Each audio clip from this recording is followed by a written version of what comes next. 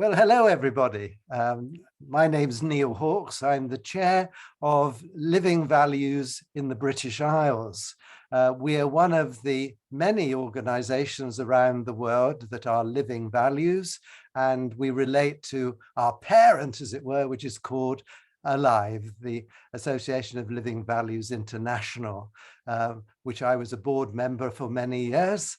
And Peter, who's on screen now, has also been a board member, and I was one of the original founders of Living Values in New York many years ago. Living Values partners values-based education, which is also around the world, and it's really a privilege tonight to see people on screen who are part of this webinar, but those of you who will be watching later, and I know many of you watch once it's posted on the Alive platform. So tonight, it is my particular personal pleasure to introduce a friend of mine and colleague, Nicola S. Morgan. And Nick is a tour de force in the behavior realms of schools.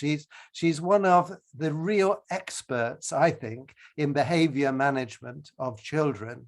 I say that because she's not just a theoretician. For many, many years, well, not too many, she's too young, but for many years, she worked in schools, in challenging schools, and she's advised so many schools around the world, and she runs her own company and goes in and supports organizations, not only in Wales, but internationally.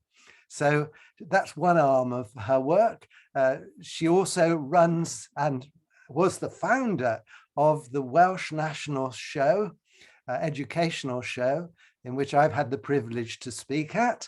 And I'm very grateful, and I know colleagues in Wales are, that Nick got going what is an outstanding show for educators to go along to, and exhibitors to exhibit, and speakers to speak. So Nick does so much work, but what fascinates me is that at the age of 37, she decided to put on her swimming suit and go for swimming the English Channel. I think that's amazing. Makes my little efforts at swimming look nothing. So we're in awe of you, Nick, for all that you do, what you contribute to society. I know you and I worked together a little tiny bit on family values some years ago, and it's a great honor to welcome you and ask you to address us and chat to us tonight. So without any further ado, over to Nick. Oh, wow. Do you know, I'm going to come again and talk because I just loved that introduction. Thank you so much, Neil. And it's an absolute pleasure to be here today. And I can see Peter there as well that I need to say hi to a little bit later. But I think really from Neil's introduction, because I'm going to be talking about behavior, but really in the context of behavior when I go into schools that in a lot of cases are not values-based schools, and it's about getting over that concept when we are looking at promoting positive behavior. Now then, just to give you a little bit of my journey of why I know Neil and what I've been doing to date, my journey with values-based education, and I was checking the dates before I came on to do this presentation, it started back in 2010. 2010, can you believe it? When I started working with a fantastic head teacher called Jill Ellis, who was developing her values-based school during this time. And I was fortunate then to meet the absolutely wonderful Neil Hawkes. And I think that's really where it all started. And where I'm very grateful for Jill is that it was a very tough school I started working in with her, and it enabled me to use values-based approach for behavior management. And really what it kind of gave me was a scaffolding of what I call the 3 B's, and they are behave, believe, and belong. And, you know, Neil just mentioned there about me swimming the English Channel. I did it really to develop resilience, and I've just been asked to write a book about it now. So that area of belonging is really, really important when we are looking ballparking if we did another talk on resilience there. So what I'd like to do during this session is to look at a few aspects of behavior management and in line of working with families as well, because I think whatever, you know, we're doing in school, we do need to take it into the family home. Now, whether that's with mum or dad or with the main caregiver, but it is the family home. So we will be looking at that now as we go through. So I think where I'd like to focus on first, and this is really what I do with my work, is really get this across to all staff that are in schools, colleges, working with children, that sometimes we're caught up on, we need to control the child's behavior. No, the only person's behavior we can control is our own. And I think we need to really fully take responsibility for that. And that's one of the things that I really do promote up and down the UK, is let's start to control ourselves and then just let everything else then take shape. And it's very true when we say that when adults change, everything changes, because it is very, very true. We just need to make that change. And part of this for me, and part of my journey from many years ago to where I am today, is getting staff to really understand values, to really understand them. We can talk about them with the children, but for us to really understand them, and naturally within the context of behavior management, you know, the adults in school must have this complete understanding before we can teach or expect children to display any form of values. Now, whether that be patience, trust, appreciation, cooperation, understanding, responsibility, respect, really doesn't matter. We really do need to get a deep understanding about it. And that will come on now a little bit later. And the reason we need to take on this responsibility for ourselves is really to allow us to have the ability to do one of two things. That when we see a behavior, when whatever it is, whether it's a challenging, whether it's a low-level behavior, maybe whether it's a behavior coming from a parent or a main caregiver, it's our ability to either react or respond. And that's where it comes back, that we need to be in full control of who we are. Now, if we're reacting, that's not good. We're out of control as an adult. But if we're responding, we're in full control. And this process is a key example when we look at the value of patience, not just with the child's behavior, but also for us. Because I don't know about you, but sometimes, and I've struggled with this over the years, I kind of want to get in, sort it out, get it done, move on, that kind of thing. And it is well within our interest to just take that step back, to breathe and to respond rather than react. And these two words are what I tend to do an incredible amount of work on now in schools, whether it is working with children, whether it is working with parents, or one of our best-selling courses, dealing with difficult people. Okay, so it comes back to the same kind of two words. And really simply put, it's all about modeling the behavior that you want rather than naturally reacting to the behavior that you're getting. And it's very, very easy to react. I work with a lot of children, and some of the behaviors you see, you feel you want to react. Some of the things that maybe they say or do, you want to react, but it's just taking that step back. And one of the tools I give to a lot of schools is called the SOS approach. And it's just to allow them to have that buffer, that space between respond and react. And the SOS approach stands for this, that when you see a behavior, whatever the behavior is, providing it's not a health and safety concern, you stop. You observe that child, you observe the situation that child is in, and you observe you. How are you feeling? Is your heart racing? Are you anxious? Are you wound up? Are you feeling a bit reactive? Or are you starting to bring yourself down and feeling quite calm and relaxed? And then the final S is to switch your thinking to why. I wonder why that child is behaving in that way. Now, there could be a multitude of reasons for that. But again, it's just to give us that space. And sometimes we'll think, well, they're attention seeking. Well, now we need to change our mindset. It's not attention seeking, it's seeking connection. And this allows us this space to then step into that situation and deal with it in a very, very calm way, creating what I like to say is that element of trust and safety and security. And that's ultimately what we're trying to do there. And two questions that I get staff to ask themselves as well when we're looking at this and when we're looking at taking control is that how will I behave to get the class culture the way that I want it? Not how the children are going to behave, because we don't know. We don't know what has happened the night before or that morning. How will I behave? And how will I respond to their behavior, whether it's good or whether it's not good? How am I going to respond to it? And again, you know, having this pause, having this reflection, having this SOS, stop, observe, and switch your thinking to why, we can then kind of pull in, and we have that ability to pull in what I like to refer to as I statements. And that could be that in a very calm and assertive way, we're saying to the child, I understand that you're angry. I need you to come with me so we can sort this out, or we can talk about it. And I hear you. It's not easy, but I know you can do it. So again, we're just having that space where we can think about how we're talking to that child. You know, we're still going to follow through with whatever, you know, we need to do, but it's just taking that step back. And again, what we're offering here are the values, and we're modeling the values of cooperation. You know, we want to do this together. I want to do it with you, not to you. I want to do it with you. And that element of understanding as well. And something else that I also mentioned to a lot of staff is talking about that kind of understanding, that cooperation, that element of trust, safety, and security.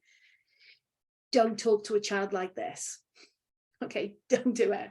Okay, I'm saying that, I'm putting my foot down. Don't do it, because you're placing blame. You're placing blame right on them. Your words might not be saying it, but just doing it this way, I'm talking about your behavior, what you've done. But instead, just having a slight shift in having a conversation side by side, we become more restorative. I'm doing it with you. I want to talk with you about what has happened. And what has happened is there. It's not with the child, it's there. We read a lot of books that talk about separate the child from the behavior. But again, we need to model it. I'm talking with you about how we're going to resolve that. That, whatever it is away from the child. And I also use this response with parents as well, because no parent wants to feel that they're being blamed. And sometimes when we use certain body language, it can come over a little bit like that. So our ability to respond in creating that element of trust with our pupils, as well as a safe and secure environment where they can make mistakes and they can learn from them, because mistakes are the portals of learning at the end of the day. And then what we can start doing is what I call the 3 R's. And the 3 R's are as follows. We need to help them regulate. Then we need to go in and relate. And then we need to start to reason with them. Now then, some of the mistakes that I sometimes see up and down the country is that I see members of staff, for no fault of their own, wanting to go in and reason. Right, this is what we need to do. This is how we need to resolve this. We can't do it. We have to allow that child to regulate first, to get themselves in a position where they then can relate to us and where we can then start to reason about a way forward. And it can't be done the other way around. And especially when we're considering now with the pandemic that we've gone through, and yes, we're still bringing it up in conversation. And why? Because it's still having a definite effect on the behavior that we're seeing, not just from children, but also from parents. So that regulation is absolutely fundamental. And that allows us to do the regulation when we're using things like the SOS approach as well. And the reasoning aspect that is the last one there, discussing a way forward, you know, it may involve a form of reflection, and maybe it may involve restorative practice, but more importantly, it's a time to teach the appropriate behavior. And I'm going to say that again, it's a time to teach the appropriate behavior. Some schools, unfortunately, today are still caught up on punitive responses, okay, towards behavior. We need to move right away from that. It's about teaching. We need to be skilling these children up for later on in life. And thus, this is a prime opportunity for us to be able to do it here. And making sure that this whole process is relational, is fair, it's consistent, and naturally it's a logical response to behavior. And I think the biggest mistake I've made to date throughout my career regarding this, especially if I've had a child maybe talk to me in a disrespectful way, whatever it may be, I've assumed they know what respect is. I've assumed. Biggest mistake I've ever made. I remember I went into one secondary school, and I think it was a year 7 or year 8 pupil. I thought I was being pretty clever at the time. And I said to him, I said, what does respect mean to you? And he looked me up and down and he clicked his fingers and he went, respect. And I thought, that's not quite what I was thinking about here. So again, we can't afford to assume that the children know what these key values are and what they look like as well. And that's why, for me, it's not a waste of time at all. We need to go back. We need to be revisiting these values. Now then, one way that I'd like to emphasize here as a kind of way to go forward with schools that I've used very, very successfully up and down the country. And I'm going to screen share with you now. Okay, so just bear with me. Oh my gosh, can I screen share? I should have checked this earlier, shouldn't I have? I know I can.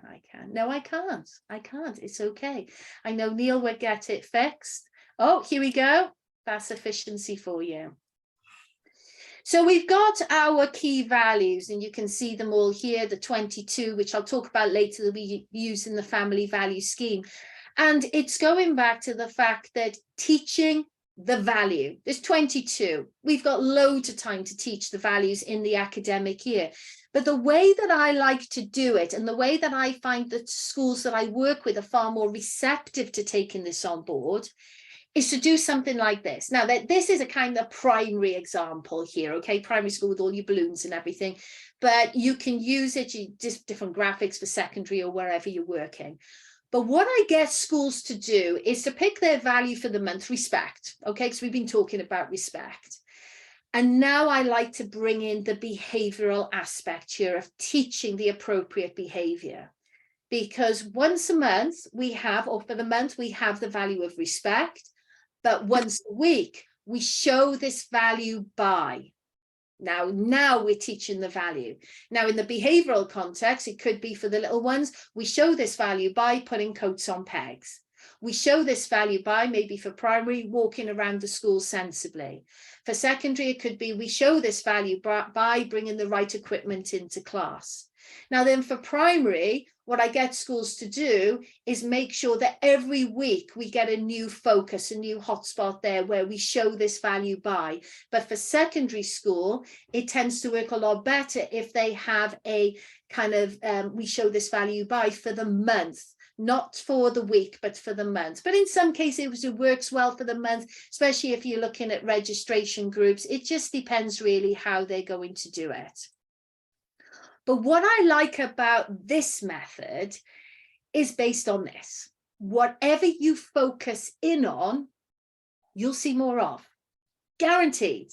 You focus in on the negative, you'll see the negative. You focus in on the positive, you'll see the positive. If we're focusing in on respect, we're going to see more respect. If we're focusing on little ones putting their coats on the pegs, we're going to see more of that. And it's going to have a snowball effect. But the good thing for me is, regarding this particular method here, is that now I'm starting to make sure that the children know what I'm expecting as far as their behavior is concerned, whether it's respect, responsibility, patience, cooperation, whatever it may be. It's based really on the same principle as this, that when you decide you want to buy a new car, let's just say, for example, black, golf, love them. Soon as you make that decision, am I right in saying, guys, wherever you go, you start seeing black golf cars everywhere, okay? Whatever we focus in on, we see more of. And for me, working with schools that are not values-based, this is a really good way for me to get them on track. And then we can start to do more work then around this particular subject area. Now then, looking at the values, and like I mentioned earlier, we can make changes within school. We can look at behaviors within school, but where it really has an impact is when we take that into the home. And this is now what I'd like to just touch in on, is that we're talking about respect in school, done a lot of exercises around respect, a lot of information, lots of role play, the usual thing like that. But now, how do we take that within the home to get the parents or the main caregiver on board? Well, I'm going to have to say it again. Back in 2010, I'm feeling seriously old now. Back in 2010, Jill and myself created, having bought into the whole values-based approach, we created the Family Values Scheme. Why? Because we thought, if this month we're going to be talking about respect and giving examples about how to show respect, we want to have a pack that can go into the home, that fun pack, lots of activities to do to engage the families so they'll also start learning about respect. And what we found by doing this is that the behavior and the culture within the school changed rapidly. Research will say it'll take 2 to 3 years to change the culture of any organization. I can honestly say within the first year, and most definitely in the second year, we saw a significant change by implementing values with the children to see an improvement with their behavior, and implementing values at home that naturally bridge the gap between home and school, a lot more engagement, and the whole thing just snowballed. So I'm just going to share my screen with you again, just to give you an example of one of these packs. And you know what? I'm not selling anything, because if you email me, I will give you a copy of the pack. Secondary or primary, that's all I need to know, and I will send you a copy. Okay, Peter's happy with that now. He's writing down my email address. I haven't given it to him yet, so don't panic. Right, let's share the screen. Here we go. So this is an example of the pack here. And you can see it's nicely brightly coloured, loads of activities, and there's a pack done on every single one of the 22 core values that we see. And what we're looking at here, if I just click on to the next slide now, because I'll send you one of these, is that with this one, the whole aim of it was, and the whole basis of it was, to improve relationships between the family, school, and the community, to embed values within the home, so everyone was singing from the same hymn sheet, to engage parents to create those effective partnerships with us, improve behaviour, which was my area, and also, believe it or not, we also found it started to improve attendance. And one local authority, Neath Port Talbot, they actually brought in the Family Value Scheme training to improve school attendance. Worked brilliantly. And with the pack, there are different sections. So you've got family gatherings, which is about planning for the month ahead, bringing everyone together and talking about what do we want to do now as a family. The family essentials was about your responsibility, helping out, taking on those elements of responsibility rather than being wrapped up in cotton wool. Family activities, loads of really lovely creative things and physical things to do in order to promote the value, and also then family reflections, which was a really nice then just evaluation, family evaluation of the whole thing. Now then, what I absolutely loved about this was all the stuff, the projects, the scrapbooks, the creativity that families then were bringing into school, having completed a lot of these value activities. It was wonderful. And the connection with the families just went from 0 to 100. Brilliant. Now then, it wasn't just Jill's school that we found this. We started rolling it out up and down the country as well. And if you Google family values and Eston inspection or Ofsted inspection, you can probably still find it now online, where those documents have made reference to the family value scheme and the impact that it was actually having. But the last thing I just want, and I want to pull all this in now together, okay, because there is one last thing I just want to highlight here. And it is based on the work of Professor Barry Carpenter. And he said, just after COVID, okay, just after the pandemic, he said there are 5 key losses that children, young people, and I'm going to say adults as well, have been subjected to. And these 5 key losses, in some cases, are still happening. And they are the loss of routine, the loss of structure, the loss of friendship, the loss of opportunity, and the loss of freedom. So the loss of routine, structure, friendship, opportunity, and freedom. Now then, for me, it's the loss of structure and routine that has had the biggest impact on behavior for me that I have seen. And what I say to schools now is, yes, do your behavior management, do all of that, bring your values in, but make sure your routines and structure are in place. Make things predictable. We are living in a time now where things are not predictable. We don't know what's going to happen from one day to the next. We need to give children that predictability. But also, we need to give families that predictability. And the family value scheme, when we have a look at the family essentials, is based on routines, things we do around the house, things we do together to keep a home together. And I feel that this was definitely lost, not with everyone, but with a few key families up and down the UK. That loss of routine is fundamental. So we need to be focusing on that a lot more. And the loss of freedom and the loss of friendship, those are part of the 22 values as well that we've got packs on also. So I'm going to pause there now, and I'm going to put up the last slide, and this is only for you to email me to have a copy of one of those family value schemes. Pick any value you want, all right, whatever resonates with you, okay, and I will send it through to you. So I'm just going to get this now up on the screen, and all you need to do is just email me there on that email address, bookings@nsmtc.co.uk, and just say, Nick, can you send me a family value scheme for primary or for secondary, and just name the value, and I will get that over to you straight away. And also, if you would like a copy of some of the information that I've been talking about today, then please just send me an email for that as well. And on that note, I'd like to hand back to the wonderful Neil. I am just absolutely bowled over. Let me come back to seeing the gallery. Absolutely bowled over, Nick. That was a tour de force in 30 minutes to get through so much material.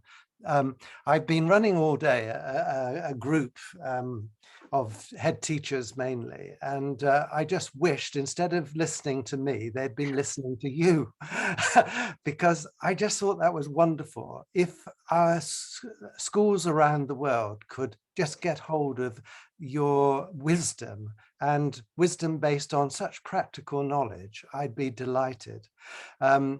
The family values scheme is tremendous. I'll talk to you later about how perhaps we can revamp that in some way, because I'm really keen about that. Colleagues may be wondering, the 22 values, when we were developing the values work originally in the UK, we were focusing in on 22 values because we looked at a 2-year cycle of values.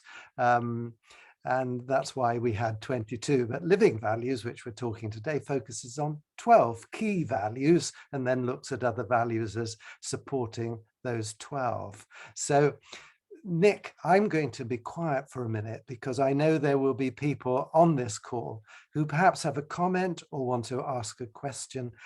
So colleagues, may I leave it to you now? Who would like to say something to dear Nicola? You all look shell-shocked. Peter, I can see you building up to saying something. I could see him building up as well. I didn't see you, Nicola. Can I just say hi, Peter? I haven't seen you for years. So it's really lovely to see you. Long time since you were in Kuwait. That's amazing. I know. I love the whole notion, Nicola, of reaching out to families. And just give a very simple example. The moment we're reaching out to our wider family communities and the wider community, asking what does the world need now? It's as simple as that. And through that, you invite everyone to share what values are close to their heart. Yeah. And the bottom line we have at the moment is 3 key values coming forward. One is to have love in the family, peace in the world, and happiness in the heart. Yeah. They seem to be the three top ones. And that's through a home activity. And yesterday we were working with children on the special needs spectrum at a major event here in Kuwait. But they want to make it practical, just so practical. So the outcome of that is that these little wonderful children of all ages are going to come out and do something practical in the community, such as planting trees and attaching a value to them, so they can go back and reflect on them. So we are just really reaffirming, Nicola, all that you're doing. I think it's just wonderful. Yeah, and I think it is going back to basics. And I love what you said. What are they needing now? What are they needing now? And I think that is a key question. And structure. It's true there was 5 points that Barry mentioned about routine, structure, friendship, opportunity, and freedom. Yeah, I can relate with that for our senior students, our 16 and 17-year-olds. And to get this routine back and to have families on board as well, it creates a family, a true family, a school family, a school community. Yeah. So to keep on to it, I'm speaking far too much because you know about my passion for values. Let's have other folks enjoying your. I just have 2 more, and then I will officially close the session, and then there might be a few minutes for other chats. So can I invite another speaker? Alan. Thanks, Nick. That was great. I really enjoyed the practicality of what you talked about. And I've got a question around the behavior of self. So how do you deal with that when, like you said, you know, not to make assumptions about people understanding what respect is? I'm trying to think of an example. Imagine that the school and you have had to fight really hard to get some new books.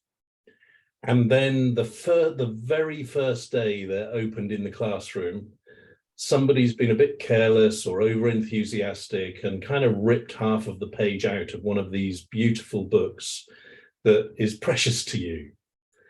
How do you pause and deal with the SOS in a situation like that when, you know, you're thinking, for goodness sake, why don't you just... Yeah, it's hard. It's really, really hard. I find it hard because, you know, to respond rather than react is completely the opposite to my personality. I can tell you that now, right? So I'm there, I'm with you.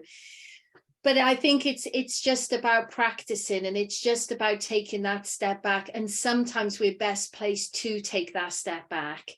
I tend to use a lot of stock phrases, and these are the ones that buffer me, okay? Because I know I'm going to jump in. I know I'm going to be reactive, just exactly what you said. But I'll just use them as far as something like, and I might say, Alan, I can see what's just happened there. So what I'm going to do is I'm just going to go back to the staff room, have a cup of tea, and I'll just come and find you a little bit later and we can have a chat about what to do next. I have to have stock responses, okay? Because otherwise I'm going to say or do the wrong thing. But that just allows me to put myself back in control. And I think my whole learning process, personally and professionally really, has been, I need to control more of me. I can't control my environment. I can't control anybody else that walks in. I need to start to master me. And I need to discipline me. And that's why I have these stock responses. I got loads of them. I have loads of them for every occasion. So yeah, so that's the only way that I do it, and just take a break.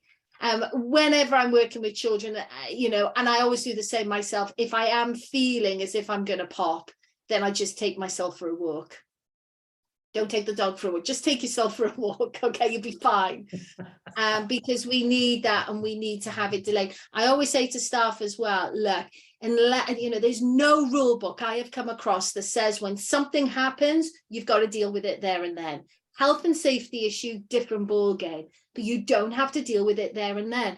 And what I encourage staff to do is have something like a follow-up, follow-through book. That incident, I've written it in my book, so I'm not going to forget it. but I need to go away, that child needs to go away. And when everyone's back at baseline and nice and calm, that's when I'm going to have the conversation, and I can have a rational conversation. Thank you very much. Thanks, Alan, for that insightful question. Just one more. Anyone else? Just a second chip in there, Neil. It's just a comment that Nicola made then. I love this one. When you think it, you see it.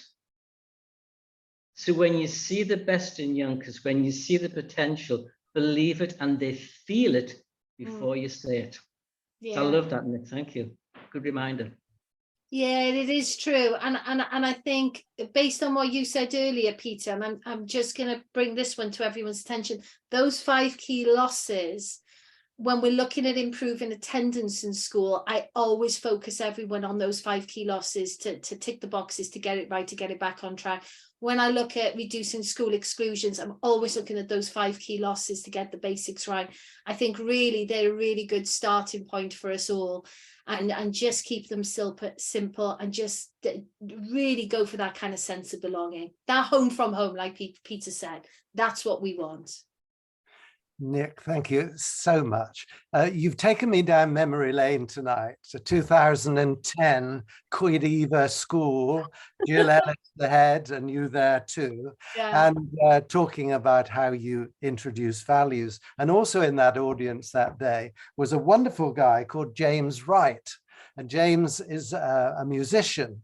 And after that day, he wrote a series called Sing Out the Values. This is a great, there are 3 series now of these values. And as I go around the United Kingdom, I go into assemblies and these songs are being played. And he very kindly said that on that day, we inspired him to write these values songs. So thank you for taking me back to 2010, but more importantly, 2023, your talk tonight has really inspired me, and I know everybody who listens to you will be inspired. Parents will be thinking about, do they talk to their children straight on, or perhaps turn to the side? How can we think about our own behavior and not just other people's? Be the change that we want to see in others, as someone once said. I like Anyway, thank you 1,000-fold for an inspirational session. Thank you all too for joining us today to listen to Nick. Our next seminar will be on May the 10th, and a dear friend of ours will be talking, and that's David Rouse from Birmingham. I think, Peter, you will remember David Rouse. I think you were there, and David will be talking about ethical sense and moral sensibility. So it looks like that'll be another cracking session. So thank you all for listening. And I'm now going to say, take care of yourselves and goodbye.